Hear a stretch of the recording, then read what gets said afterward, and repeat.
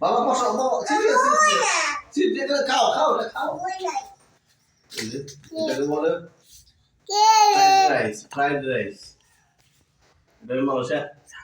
Malaysia healthy মানে ভাতের সাথে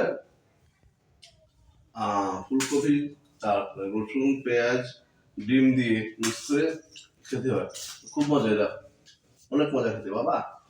বাবা কামে কাম কাম শুধু হ্যাঁ দেখো না না না না বাবা না না না না না এইভাবে রান্না করলে চামিচ যাওয়া অনেক সুন্দর অনেক মজা খানা আপনার খেয়ে দেখবেন অনেক অনেক স্বাদ খাওয়ার মজা আলাদা এগুলো ফ্রাইড রাইস মানুষে আমরা যখন খেতাম এগুলো বলতাম নাসিক গরি